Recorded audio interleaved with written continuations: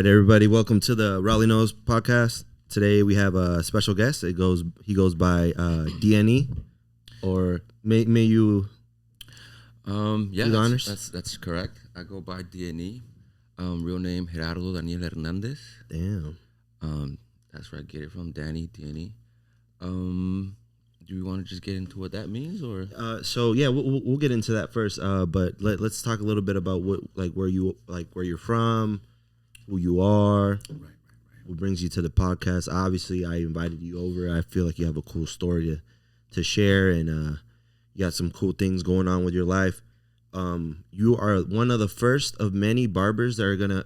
He's a barber, so everybody, very well. But he goes by DNE. So yeah, clarify on where you're from and all that. So originally, I'm from Guadalajara, Jalisco, Mexico. I was born there briefly. I want to say I honestly got smuggled into the country. You know how that is. But yeah, I was raised here. I've been here meaning the United States, for about 26 years. And yeah, it's been a beautiful struggle, I'd say. That's dope, man. So you're from Mexico. Your family's from Mexico as well. You grew up your whole life in Vegas, right? Yeah, most of my life in Vegas. Pretty much all my life in Vegas. I had about briefly a little stay in El Monte, California. Maybe 4 years there. Well, is that South California? Yeah, South Cal. Okay. I believe so. If I'm mistaken, I'm sorry.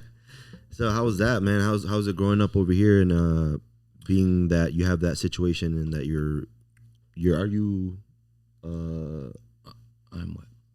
Like, are you what I'm trying to say is, like, how's it been, like, going through that whole process of being from another country? You know what? I had a very regular childhood. I had regular friends who were from here, Mexican as well, who really didn't understand the struggle that I was facing as a child. But I think my family did a very good job of kind of not, like, really putting that in front of our faces. Right. And kind of allowing us to be kids. We had regular video games, sports, after school activities. We felt like we were just here. That really didn't sink in until we were probably, 16. 16? 16 is when I felt the change of race, of this is who you are, this society says who you need to be, and this is where you're placed in sense of class and based on your race. And that's when I really felt that at 16. And you felt it, like, can you describe a little bit of, like, what you had to go through for you to actually understand that? Because I feel like 16, like, that's kind of a young age to kind of, like, be woke. It's young, but not young enough, I believe. I know in my middle school days, there was a brief moment where there was, like, they're trying to separate the Mexicans and the black people. And there was constant friction in class, in between classes, lunchtime. So I had to pick, because I was mostly friends with black people, but on the weekends I would have played soccer with the Mexican people. Yeah. So they're like, "Who are you, bro? Like, who are you repping?" And I had to pick. I was like, "Bro, like, I'm about peace, love, and like, I'm on my own business, bro. You feel me? I'm friends with everybody. What you mean?" Yeah. So then that's when I realized, like, yo, there's something else going on around me that's bigger than just you. It's race, it's color, it's identifying your roots or what you stand for. Yeah. Damn, and that's a very young age that you got that idea, man. So, but so being that you're from Mexico, you grew up here, you went through a little bit of trials and tribulations as a kid, growing up, 16, kind of realizing like where you stand in society and stuff like that. What kind of, like, caused you? Because you're a barber, and what would you like to call yourself? Barber, right? Yeah, I guess I am a free spirit. I think the barber term is just a term. You are this, you're chosen this, like, you're given this craft before you even know it, I believe. If a lot of you don't know it, I am self-taught. Thanks to the Lord, He gave me the keys to just, figure it out and just, follow my dream, follow my craft, and just not take no for an answer, Yeah. Unfortunately, again, the way I was brought up, I'm an undocumented Mexican living in the U.S. My dream was to be a barber, and it was kind of cut short right after high school when when they told me, yo, you can't go to barber school because you don't have these digits, them digits being a social security. Right. So then I was like, damn, do I take that? Damn, how'd you feel? How'd you feel when they told you that? Because like straight out of high school, like people are at that stage where they're like, What I do? What do I do? And you finally actually found what you wanted to do, and they told you no. They told me no, and I was fortunate enough to just have people who believe in me and support me. Friends who just let me cut their hair, practice for free, you know. And who's your first person that you fucked up? Because you cut hair, like obviously the first one probably wasn't perfect, but who was the first person that was bold enough for you to let you practice on? It's ironic because my father didn't want me to cut hair, and he was the first person who let me put a clipper to his head. He didn't want you to cut hair? Yeah, no. How was that? Like, what do you mean by that? He was culturally, I think Hispanic people are very machistas. Okay. And they felt that like cutting hair is more of a beauty school, feminine thing. Okay. You know what I mean? I got you. So he was more like, yo, I don't want my son to be, you know, gay because he's cutting hair, you know? So he took it as like you're a salon. Like, yeah. You're a salon. Either way. We didn't grow up going to barbershops. We didn't know what barbershops were. Right. It was more of a, let's go to a salon, cut you up for $6 and you cool, you know? $6 for a cut. That was way back, bro. Trust. Yeah, no, trust, bro. Yeah, that's how I was brought up, bro. Like I would just get a haircut and then they would make sure they get you the lowest cut so you could last a couple months without a haircut. So keep in mind, he saw nothing but girls cutting hair, and he saw that them girls were underpaid. Like you weren't gonna do nothing but just waste your time cutting hair. Yeah. You know? So he didn't want me to be that.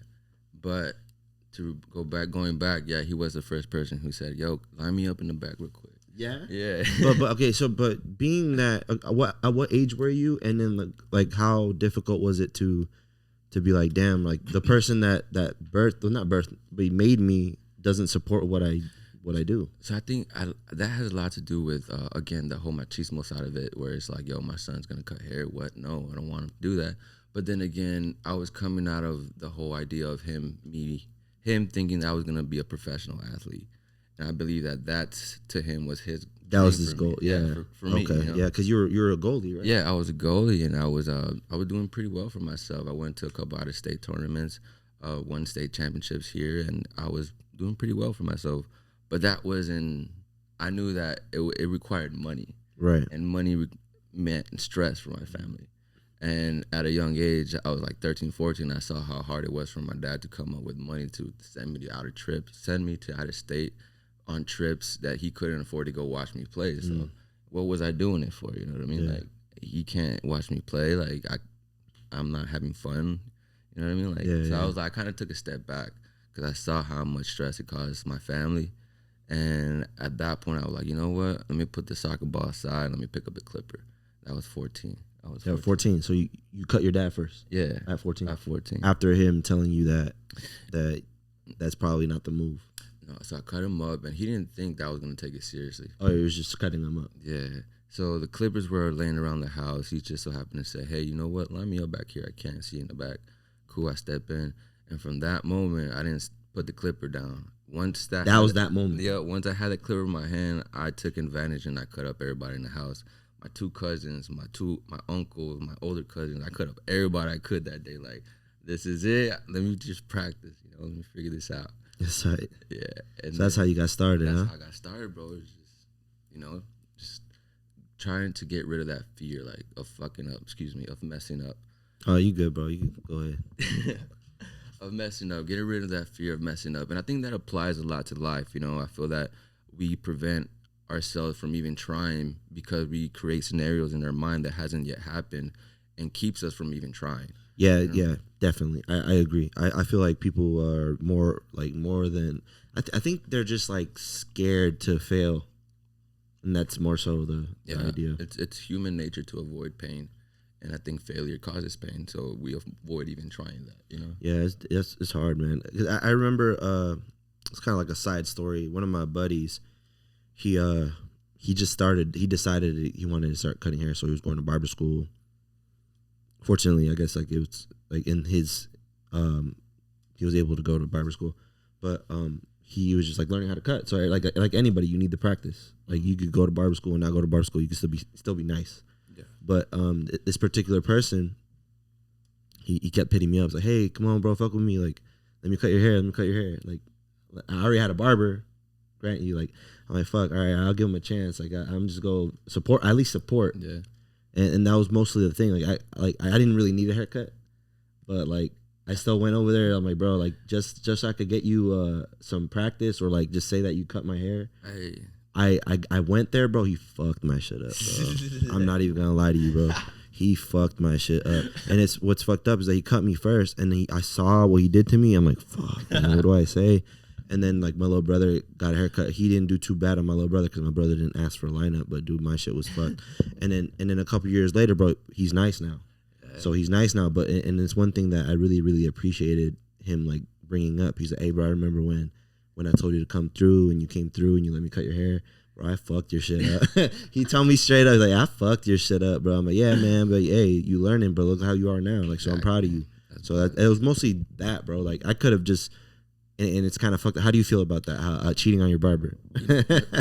You know what? It's not even that. It's the fact that people like you are needed for people like us to be able to believe in ourselves. Right. You know, like we understand that we're not at the best, caliber, but just the fact that you give us a chance, that's all we want, instead of being put down, put away. Yeah, because I could have easily been like, nah, bro, I'm good. Suck, yeah, no, but dude, I just can't be like that. Like, that's a lot. That means a lot, and that goes a long way. And that energy gets given back to you. I mean, I think so. Yeah, I think so too. Yeah. So speaking of that, like, good energy. That's my next topic. So, how do you feel about it? What are your views on good energy? You know what? I've been cutting hair for a little bit while, like a little bit. I mean, 8+ years, and I get a lot of people in my chair with different types of energy. But what I mean by energy, I mean by different stress levels. I got you. You get people who come in who are happy, and you feel that energy, like, oh, that's uplifting. Yeah, definitely, bro. Especially at work. It happens a lot at work. Like when you come into work, someone's having a bad day, you feel it right away. Someone's having a good day, or someone's like expressing themselves like positively, like you see them like, fuck, I'm gonna have a good day. Yeah. So I get what you mean. Exactly. So that's how I learned to kind of like read the energy off a person, like this who's going through some shit. You could tell by how tense their shoulders are. You could tell how like they're like all over the place. Their breathing is off. You know what I mean? That to me is anxiety. It's them trying to like just don't know how to express themselves. And that happens to me. I suffer for that as well. Anxiety is a motherfucker. But I feel that energy is created through peace. Like if you were at peace with yourself, you're going to have a calm energy to yourself. If you're happy with yourself, you're going to have a happy energy to yourself. If you're going through shit, you kind of relate that to people. You push that out there to people by your negativity, by your tone, by the way you breathe is heavy. You know what I mean? Like you just sense that from a person, And that's how what I mean by energy and being able to read it. It's important to be around good energy because it gives you the boost to keep going. So what do you mean by that, by good energy? Like, be around good energy. What do you mean? Being around good energy, being about people who are solution-based people, who help you find a solution to whatever problem you may have, or even suggest a solution to a problem that you have that you probably didn't even think of because they have a different perspective, a different angle to what you're dealing with, Yeah. So it's good to have people who, add to your solutions instead of adding to your problems. Yeah. Because there are that type of people. I think about it. But like, hey, but being that you just said that, like how did you find peace if you're at peace? Because I know sometimes like we go through life is crazy. Like definitely, life is it's not always rainbows and butterflies as they say. Okay. So at the point in my life right now, I believe I'm at peace. I'm happy with who I am, who I'm becoming. Mm-hmm. But like, how do you do that? Like, because I went through a whole day. We could probably talk about that later, but I just want to know how you do that. So, for lack of a better explanation, I use God as a trash can, which means to me, like anything that doesn't serve me purpose, I give it to Him. I throw it away. I let Him understand it, and that's what I use to just clear my mind and of a sense of relief. Like, you know what, this problem is too big for me right now. Like, I'm gonna just give it to God. You know what, I don't want to go through this right now. Like, my mental capacity isn't ready to deal with this shit, so I'm gonna just leave it up to God. Okay. And later, it'll come back to you like, oh shit, like here's the answer I was asking for. What are you even asking for it? You just gave it up, like gave that suffering to someone else or eliminate that suffering, you're able to breathe, and you're like, it comes back to you as knowledge, like, oh shit, like. Yeah, it's true, man. Because there's a lot of things that I've been through, and I'm just like, why am I going through this shit? But it made me a better person. Yeah. Like, for example, if I have a problem that I have a really hard time understanding, like you said, you threw it away, or like you, like didn't. I guess you didn't put your focus on it, right? No. But it ended up coming back to you as a life lesson. Yes. And I see, like, on your hat, you have a little bit of it says DNE, but you also have a symbol. Yes. And it looks like a little devil, but what else can it be? So. Oh, you got it right here too. Yeah, that's how much you gotta believe in yourself. You know what I mean? Like, that's my logo. I came up with it. It's on my body forever. And if it doesn't mean anything to anybody else, it means something to me. And that's why I got it on there. But why it looks like a devil is because of the horns. Yeah. But when you put your head down, you know, you gotta be reminded that, yo, it's okay. You know, like, it's okay. You have bad days. Pick your head back up. So that's what it is. It's God looking back up at you, like, get your head up. I got you. So it's Jesus, huh? It's Jesus. That's crazy. Yeah, it's Jesus. That's very creative. So, how'd you come up with that? You know what? That's an interesting question. What made you, or what did you have to go through to come up with that? Because different creatives go through different inspirations, right? Process. So in my early years, I was always like pulled towards like graffiti art, like different types of like visual, visual type of aesthetics, different types of like taste, textures, whatever you want to call it. I was exposed to all that because my cousins were into art and graffiti and stuff, and they would bring black books around the house. They would have like color pencils, spray cans, all types of like coloring material. I was exposed to that. So fast forward, I'm about like maybe a sophomore or junior, and I'm very into Kanye and the way he's doing his thing, his creative side of things, you know. Mm-hmm. As you should. And shout out Ye. And he has this Yeezus piece, Yeezus face. And I'm like, yo, that was dope. Like, that's dope. Like, shout out to Jesus. And I was like, I want something like that that's captivating. Like, you know what that is when you see it, you know. And I was just drawing. And I was coming across, I ain't gonna lie, I was looking up at Google and trying to trace some shit. And it didn't come out the way I wanted to. But then I flipped it, and then I seen the horns come up, and I was like, ooh, shit. I got the chills. I was like, oh, shit, hold up. And I just like traced it nice and neatly. And then I came up with something, and then I took it to my guy who vectored it and made it all straight and neat the way it's supposed to. And I was like, taking back, and bro. that's it. And it just stuck. It was simple like that, like as simple as a Nike sign, bro. So to you, yeah, it looks pretty dope, bro. It looks like it's I like the double meaning. I like how it has a halo. Yes.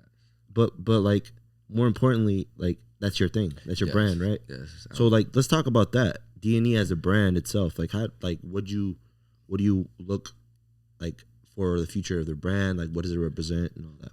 So far more than just the clothing and what the logo goes on, garment wise or whatever canvas is on. I think that what I'm trying to push here and what my purpose is in life is just to have people understand that, you know, it's Dios Nos Entiende, God understands us. That means that, like, no matter who you are, people say you are, what you think you are, like, he understands you, bro. You feel me? End of story. It's about acceptance.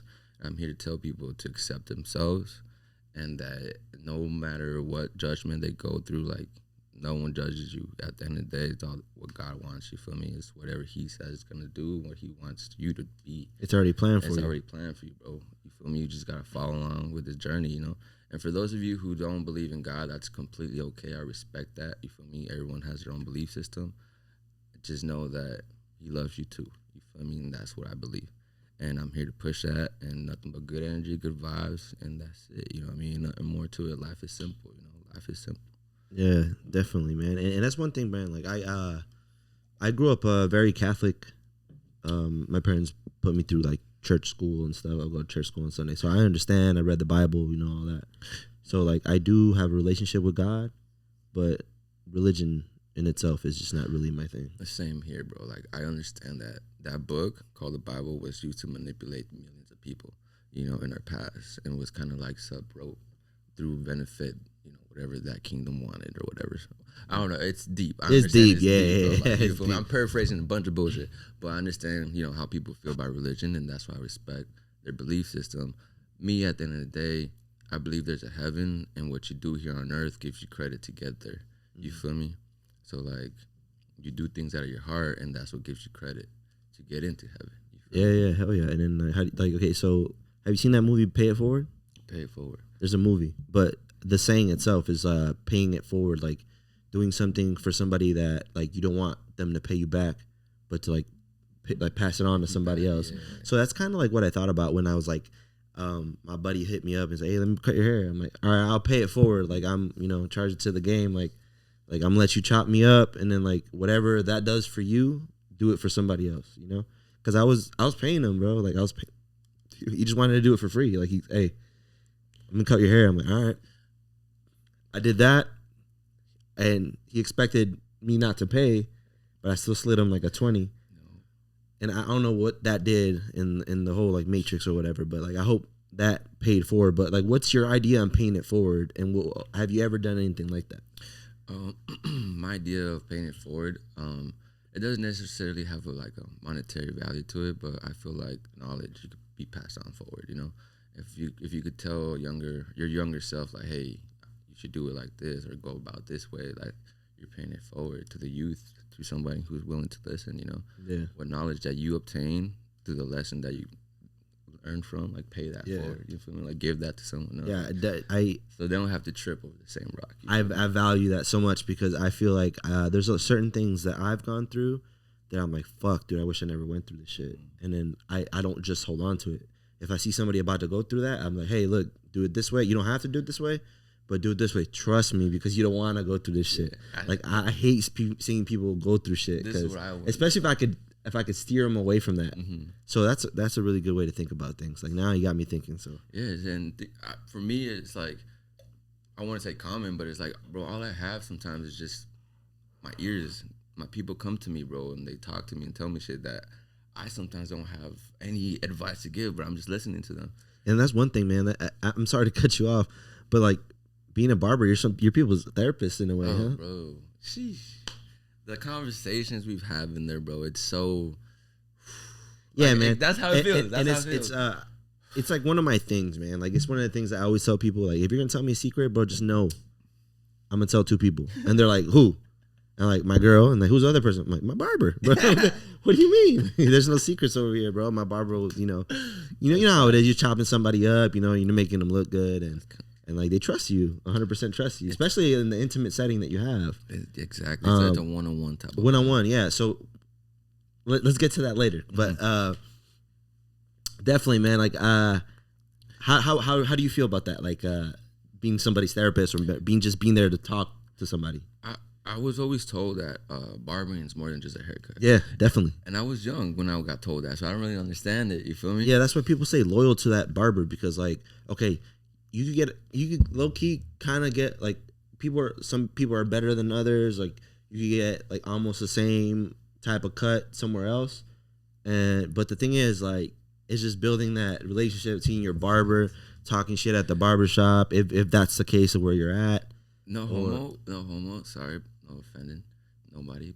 But it's a certain level of intimacy. Oh yeah, you for sure. Me? Yeah, like yeah. it's you get to tell your barber shit that you haven't told anybody. Yeah, bro. or not even that. Like if you're at a barber shop, like I mean, who knows, whatever, right? There's certain things you shouldn't share with everybody, but like you'll be at a point where you'd be like, hey, like you said, people have different perspectives. Yeah. So you'd be like, hey, so what y'all think about this? And everybody would start talking their shit or like telling you the real shit, you know? You know what? By talking their shit, I mean like giving you facts. That doesn't always happen at all barbershops. You know, let me make more toxic. Yeah, let me make this like a comparison.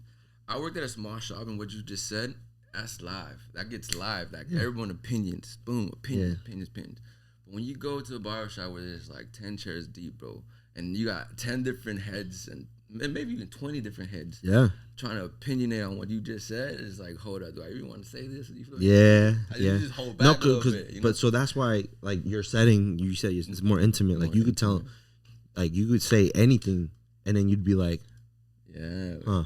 Or someone would be like making fun of, or like there's always that one person that doesn't take shit serious. there has to be some type of comedy relief. You know what I mean? You have to be able to laugh. You Absolutely. have to be able to laugh. Absolutely, bro. But there's like there's always like something. There's humor in anything. Oh, of course. You can find, and that's why I love comedy so much.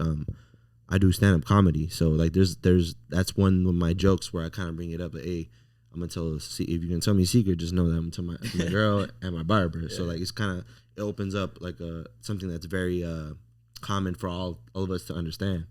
And then I just, I finish it with a good joke. You get a good feedback from it. Like, oh, that's right.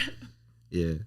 It's true. You know that saying that said, yo, I'd rather cheat on my girl than my barber. Hey, unfortunately, that's facts. You feel me? Like, yeah. Oh. Yeah. I mean, and then, so like I had one of my homegirls. Her name is Daniela. Shout out to Daniela. She was on the podcast. She's an esthetician, so she does lashes and she's into that beauty shit. She went to beauty school and all that. So there was a question I asked her. It was like, okay, what do you do if your man cheated on you with your lash lady? And I'm like, that's one of the worst things. Because think about it vice versa. What if, like, I'm not saying that to you, but like just in general, like, what if your girl cheated on you with your barber? No, that's some snake shit. Because your barber's your man's, like your barber's your. What's more fucked though? But if he's cheating on you with your, all right, your girl cheats on you with me, but then I still cut you up. That's fucked up. And you don't say nothing. Yeah, that's a no. No, man. That's like you said, there's humor. There's humor in everything. But that's fucked up. She straight up, like, she was like, oh yeah, that's kind of a snake shit to do, because I would tell her about him. Like, I would tell this bitch about him. Like, if that were to happen, like, I'm the one telling her about this dude, and then she goes on and did that. You know what I mean? Yeah, so it was a cool little perspective to see from a woman's perspective, how everything is, because not all things make sense, to us. Can't fuck up the money, bro. Yeah, you can't, bro. Nah, bro. You can't fuck it up, because then like, it kind of trickles down. Like, people are like, oh, this dude did this. That's so yeah, man. Shit. That's cool, bro. Hey, okay, so being that you have an intimate setting, I've been to, as bad as it sounds, like a lot of my friends used to cut my hair. So like I would just go maybe float around like here and here and here, and they were practicing, so I would just go around. You know what I mean? But like I've been cut up in the backyard. I've been cut up in the boiler room. I've been cut up in a garage, hot as hell, no lights.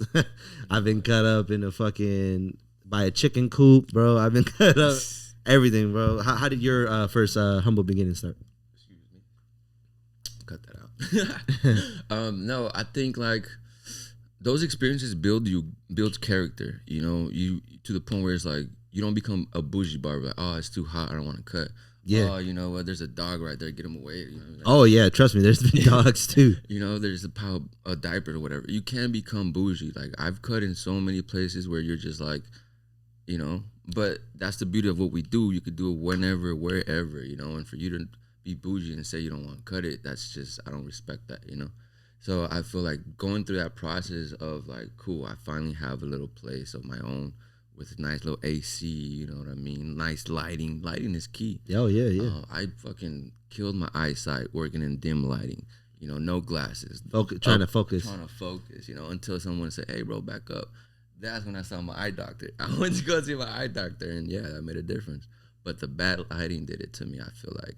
Anyways, but yeah, once you have a little setting of your own, you create this sense of like, again, peace, going back to peace. You dictate who comes in, who and how they leave. A person could come in fucked up, not necessarily like their hair fucked up, but mentally fucked up. You have the ability to say, you know what, bro, it's not that bad. Look at yourself. Boom. Turn around and you see a smile come up. Yeah. You feel me? That's the power that you have. Yeah. It's more than just a cut. It's like, oh shit. It kind of gives them self-confidence. Yeah. But that's one thing I want to tell you. So like you said you can't be bougie. So like what's the like most humblest place that you started cutting, and then what's the dopest place that you started cutting? All right. I'm pretty sure I've heard that you got flown out. Yeah, that was cool. Shout out my boys out there. You feel me? We out here doing it. I've cut in the bathroom, bro. I've cut in the bathroom before. That's very humbling. I've cut in backyards, bro. Next to fucking dog poop and whatever. You feel me? Next to lavanderias chiquitas. Wherever I could get it, bro. And back then, you had to like plug in your clippers to the wall. So wherever I could find a plug, bro, I'm good. Now the game has changed, bro. Everything's all wireless. Yeah. So you literally could do it anywhere, bro. You have no excuse, and that's cool. Because again, you take your office anywhere with you. You feel me? Your office meaning your backpack.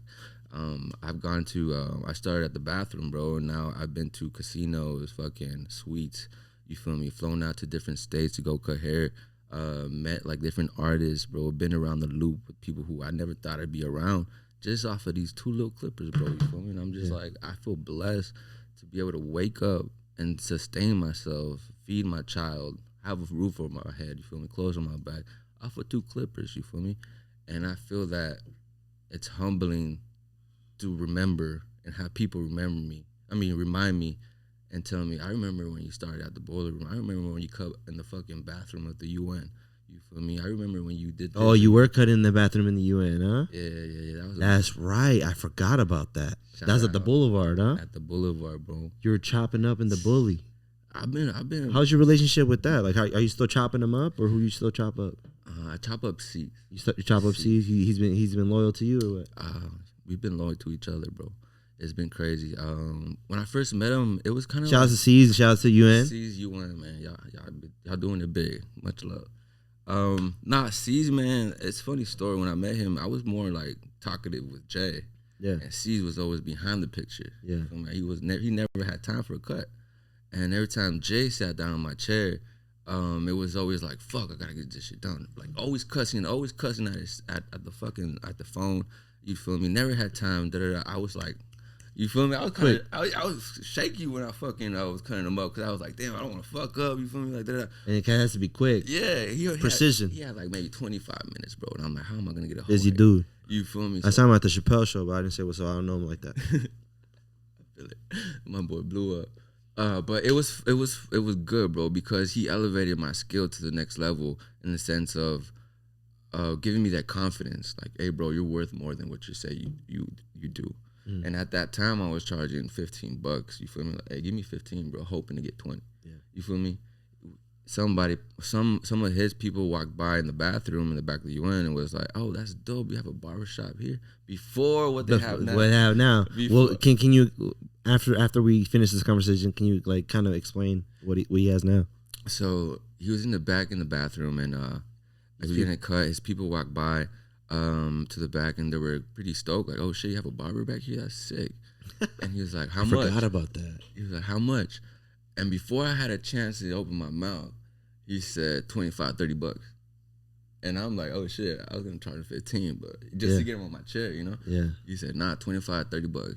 I bet, cool.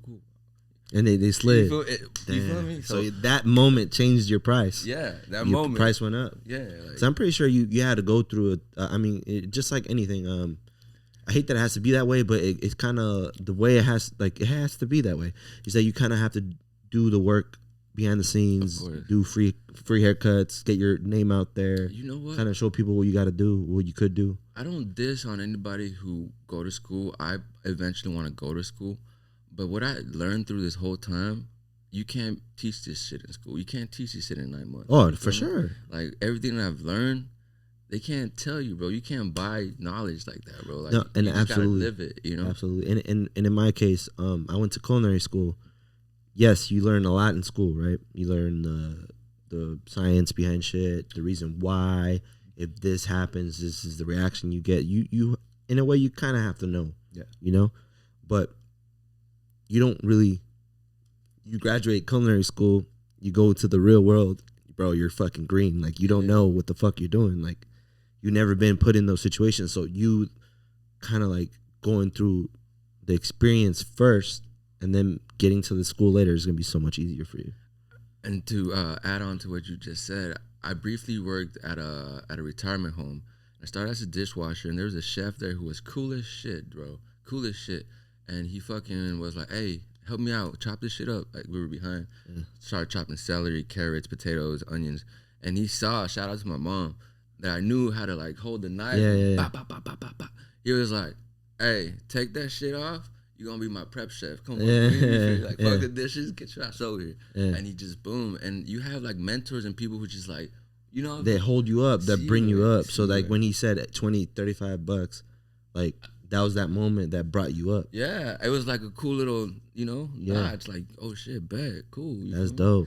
And then from there on, I started, me la creí. I believed it. Yeah. I believed in myself. Like, cool. And this is before I even knew how big this man was going to be. Like, I wasn't, like, into sneakers like that. Yeah, I had a cool little, like, maybe 5 pairs of J's and thought I was cool. But I didn't know how big these people were, you feel me? Yeah. And I just so happened to be there in the mix. Yeah. And then, lo and behold, they blew up to where they are now. And everything that he has now, you know, the barbershop, the fucking, the tattoos, the shoes, the ice cream, it was all talked about. That moment. Like back in the day. He knew this was going to happen. Of course. He manifested it. Bro, of course. I'm here as a fucking witness to him saying that all this was going to happen. On God, bro, I got the chill. Like, he said this shit. You feel me? Like, he said, I'm not gonna cut my hair until I get $1 million. What happens?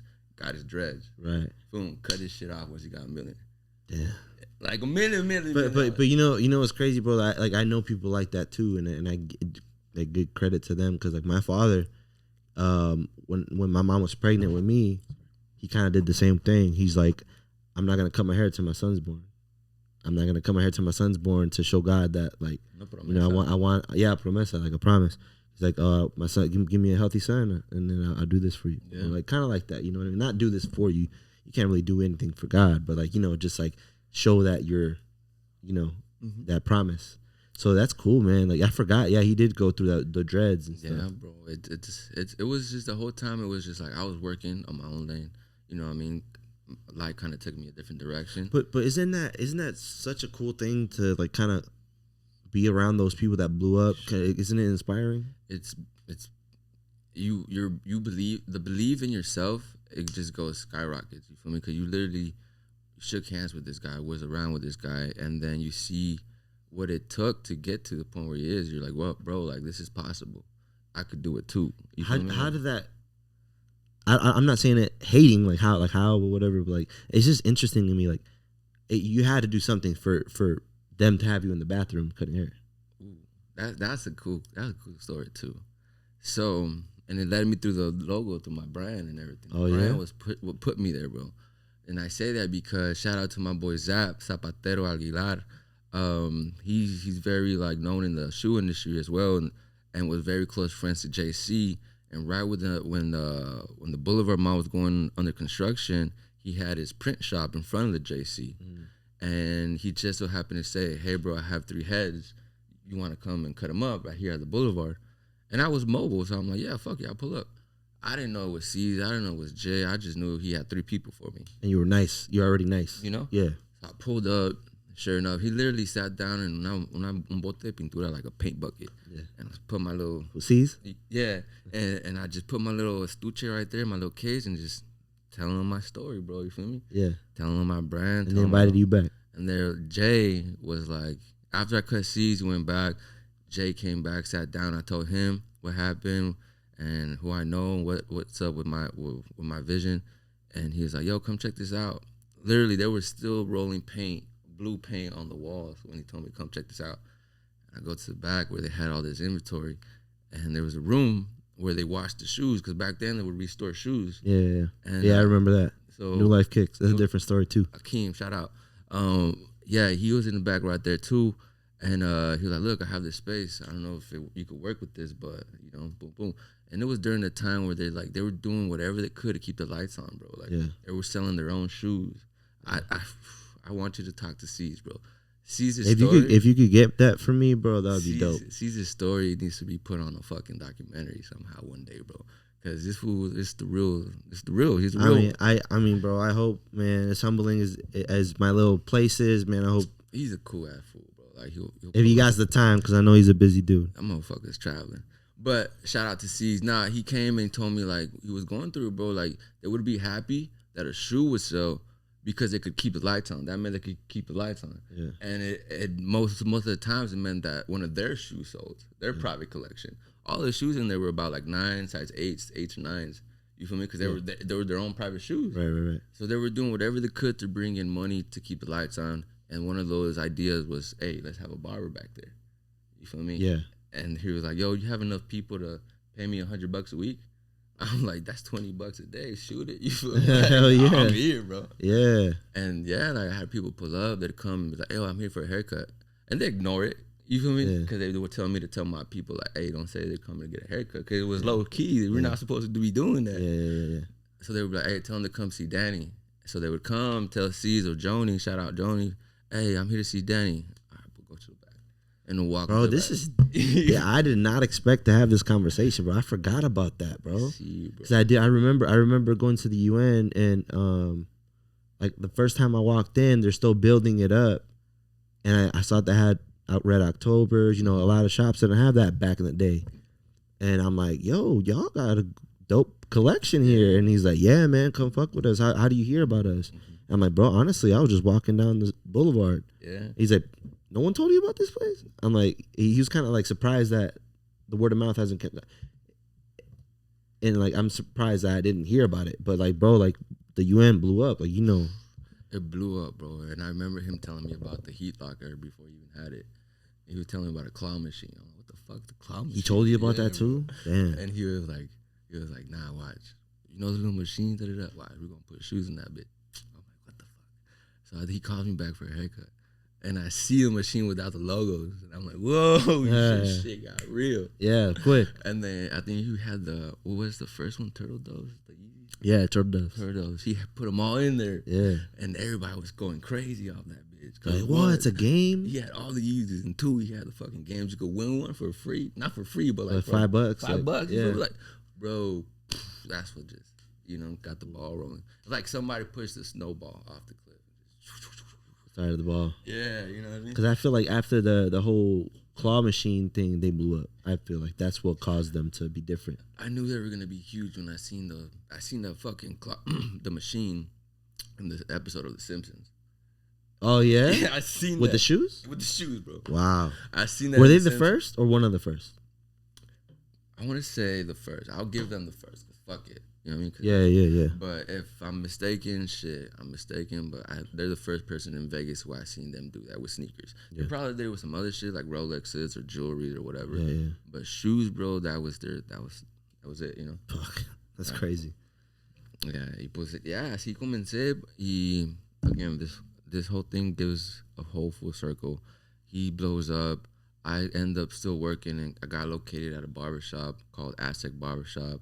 Shout out Pilar, shout out, Caesar, shout out Javier. Everybody who kind of opened their doors and their arms to me, they took me in like a fucking son, bro. You feel me? Yeah. And I didn't have a license. You know what I mean? So I'll edit that out. Pilar took me in, and she liked who I was as a person. She saw that I had a little bit of activity going with my people, and was like, you know what, mijo, like, come help us out. And I said, for sure. I was super stoked. I called everybody like, hey, I'm in the shop. Come say what's up. Come fuck with me. Come say hi. You cut one of my best friends, the brothers, the Delatores. Hey, yep. Shout out to the Delatores. Shout out. Yeah, I was there for a cool 5 years. You actually cut my hair once. You cut my hair once. My barber was on vacation. I'm like, bro, I'm down bad. I need a haircut. And you're like, come here, my son. And I'm like, yes. No, hook me up. You know what? Never came back. Well, that's the thing. That's the thing, bro. Like I said, like I'm faithful to my barber. Yeah. So like since then, like I kind of plan accordingly. Like if you can go on vacation, like I'm gonna get a haircut before he leaves. No, type shit. I should. I'm just cracking a joke. But yeah, he came there. I was there for like 5 years, bro. And then from that point, I moved to Icon Barbershop right here on Nellis and Stewart, and kind of just did my own thing from there. Did 2 years there. Beautiful shop, beautiful place. I grew as a person, grew as a barber. Up until that point, I had like the blinders on. You feel me? Mm-hmm. I was at a little Tunnel shop, vision. a little mom and pop shop, and I thought this was it for me, you know. Mm. And then I go to Icon Barbershop, and then everything was just, bro, this is you're your own boss. You feel me? Yeah. And I started taking my craft seriously. I was going in at 7 in the morning, leaving at 11 p.m. You know. Chopping, bro. And I'm not just fucking dilly-dagging, bro. I'm literally chopping. How long is your haircut? I try to do 40 to an hour. Yeah. 40 to an hour. That depends on the conversation. Definitely. And, the whole, IG pictures in here and there. That's right. So, again, I'm at the shop. Back to the story. Sorry. I'm at the shop, and at this point I have keys to the shop, and I'm in a position where I could open, stay late, do what I want at the shop. Like they trust me with the shop. And then it's around graduation time for high schools. C has his brother Chewy, shout out Chewy Wop, and he's about to graduate, and C's can't get a hold of anybody. And I haven't talked to C's in about like fucking 3 years, you know what I mean? Yeah. In the whole time that I've been grinding. And he's like, yo, D, where you at right now, bro? Like, I need a haircut. My brother graduation, it's like fucking 10 p.m., bro. I'm done. I'm on my last one. And you were still at the shop? Yeah, I'm working on my last one. It's like, bro, where are you, bro? I'll pull up right now, bro. I'll take care of you with the whoop. And there's a point where I could have been a dick and been like, nah, fuck that. I'm trying to go home. You feel me? I'm trying to go down. This for all these new barbers out here that ain't trying to stay late. Bro, I stayed late, opened the door. Like you said, it comes back. He came by, bro, and he kind of put you on in a way too, so you gotta take care of him. Fuck yeah, always, bro. And he was so happy that I was able to get him in, and he was like, "How much is it, bro?" Our prices at the time were like $25-$30. Yeah. He fucking pulls out an envelope, gave me a blue one. Yeah. I'm like, nah, you relax, bro. Like, you don't gotta do all that. Like, I'm doing this out of love, you know what I mean? Yeah. Like, nah, bro, I appreciate you. Boom, give me a blue one, shook hands, and they can't fuck with me ever since, bro. Yeah? So you're his barber now? Yeah, like, solidified, you know what I mean? Damn. And he's been pulling up, bro. He's a humble dude, man. He's one of the, like, most down-to-earth people I know, bro, and I'm blessed to say I know him like that, you feel me? Some of the conversations that we've had are just, like, special, one of a kinds, and I feel happy and blessed to have this information, you feel me, that he's told me this, you feel me? I cherish that and I appreciate that because it's a level of trust, like you said, and intimacy that goes into like building this relationship. Yeah, for sure. You know what I mean? But yeah, that's, you know, how it all came full circle. Damn. And it went from asking you, how did you start? That whole story. That's so dope, man. Because like, you don't really think about shit like that. Like, I'm pretty sure nobody else has a dope story like that, bro. It's a journey, bro, and it's still getting better, you know. That's what's up, man. You have your own spot now. You're chopping up. You're doing well, right? You're busy. Yes, sir. How's business? Business is booming. Booming. Business is booming. No, shout out to COVID. I'm playing. I'm a dumbass. Nah, COVID really like opened my eyes to really, again, believing in myself. Up until that point, I was working at a barbershop, and I gave, you know, booth friend beats on you. You feel me? Booth friend beats on you, and you know, once COVID hit, they suspended the whole haircutting industry, and I still had to figure out how to make my money. I didn't get any fucking unemployment, none of that, you know. So I had to figure it out, and it took me back to my roots, which was going to people's houses, working out of my garage, working out of bathrooms, kitchens, you name it. You know, I had to figure it out, and this is during COVID time, so I'm going in fully masked on and, you know, gloved up. You feel me?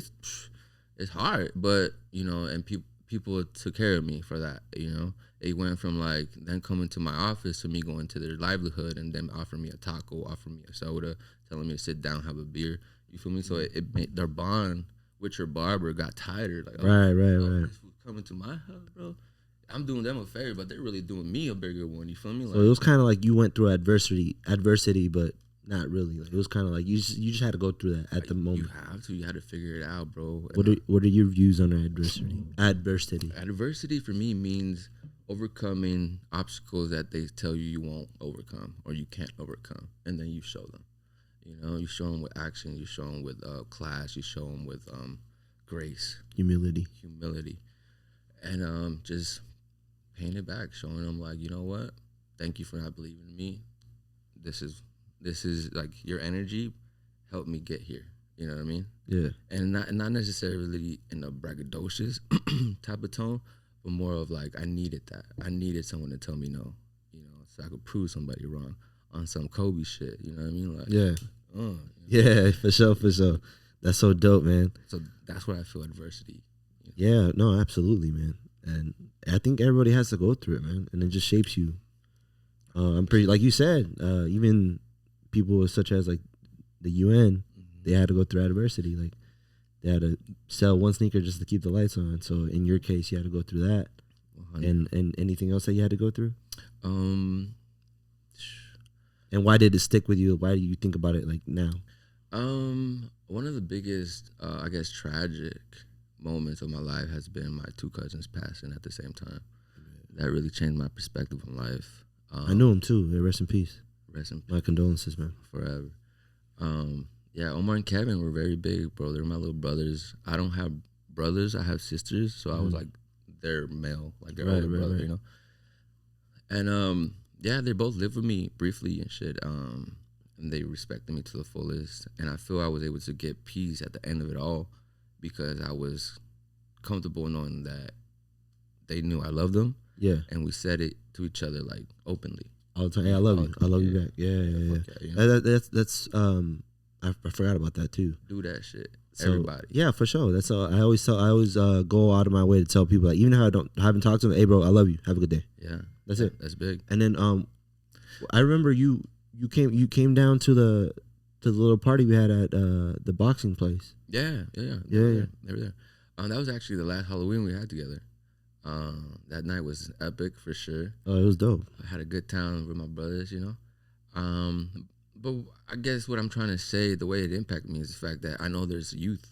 You feel me? I could impact the youth. I have a little bit of a touch within the youth community, you know. And if I could change somebody's life for the better, like that's my role, that's my purpose, you know. And I use my cousin's tragic incident to kind of tell the kids to be safe, buckle up, drive safe. You feel me? Like put the phone down or some shit. You know Yeah. So I have that.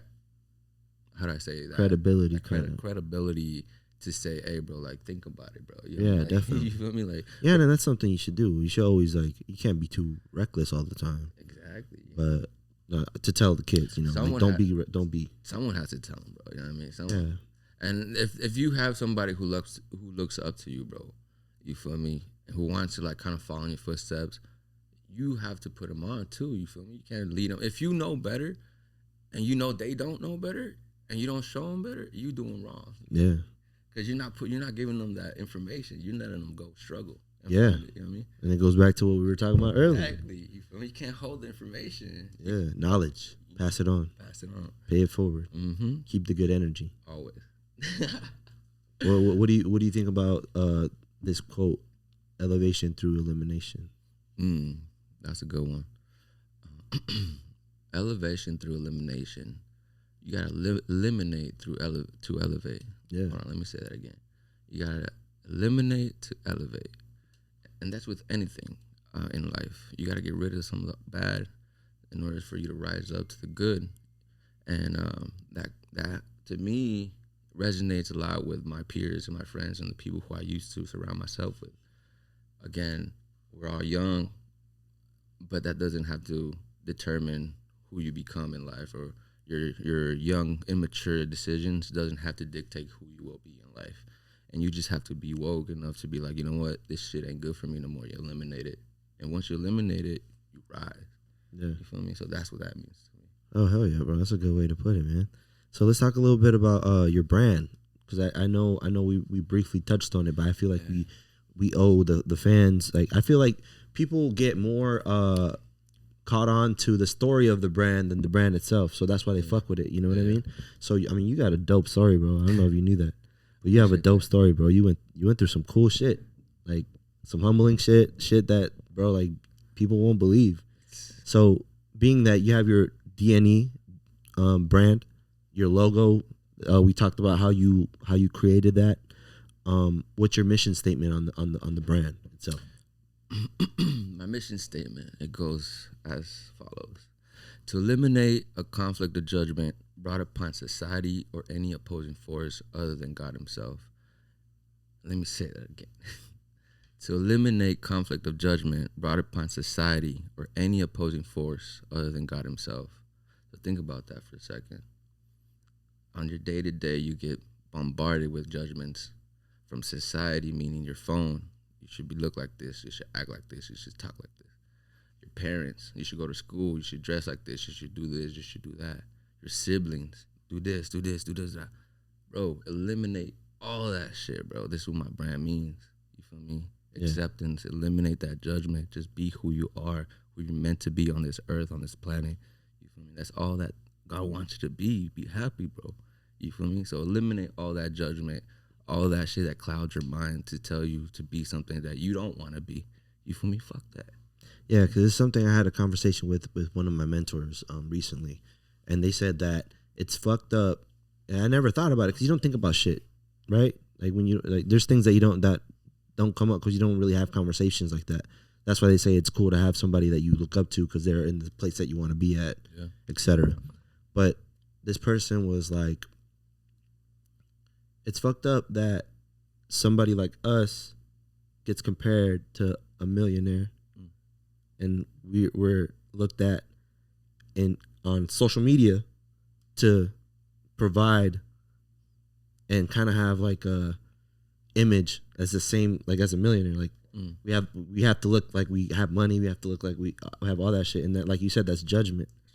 And damn, that's conflict of judgment. You know, because you wake up to that shit. Yeah, you know what I mean? It's kind of fucked up that they compare us to that. And then, I mean, unfortunately, we're not there, but like we're gonna get there. You know what I mean? Yeah, and I feel sometimes we have to look at ourselves también and be like, yo, like, how do I say, accountability. You feel me? Am I allowing this to hurt me? Am I letting this bug me? How much power am I giving this shit? You feel me? Yeah. Over me. You feel me? Yeah. That's true, man. So fuck. How much power do I give my phone over me? Yeah, that's something. You know, something I really appreciate my girl doing. She put like a timer on my social media. Ooh. So I was like, once I'm done with the hour on social media, I'm like, all right, I can't go on no more. I love that because I have my son. We gave him a tablet, and I was concerned. I didn't want him to be on this tablet fucking 24/7. So this is where co-parenting came in, right? Shout out to my ex. We came to a conclusion to where it was like, you know what? Let's give him one charge a day. They have one charge a day, meaning if once it runs out of battery, it's out. Done. So they're like, yo, I got 30% left. Let me put it down. I'm gonna do something else. You can go on it later. Let me save that 30% for later. Yeah. You know? So I think that's where we got to get to. Yeah, for sure. It's everything in moderation. Moderation, bro. That's what it is. Hell yeah.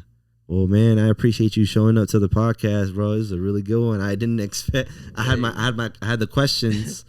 I didn't expect it to go the way it did, and I'm glad it did, bro. That's kind of what I aim for, and kind of what I live for in a way. I kind of like talking to people, learning their struggles, learning, like giving me knowledge. Like we said, like you went through a struggle. Maybe this is gonna help somebody that's listening, or inspire somebody that humble beginnings. But man, thank you so much, DNE, the brand, Danny. Yep. Man. Hey man, I appreciate you having me, man. It's good energy. I feel good being around people who are doing something in the sense of like following their ideas, following through with their goals.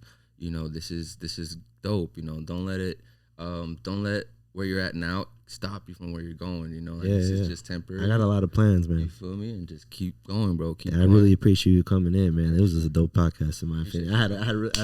I really had fun. But with my closing statement, hey, let's do that again. Yeah. It's all love, brother. It's all love, brother. So my closing statement is, Dios nos entiende always. Thank you so much for joining us today. Let's go.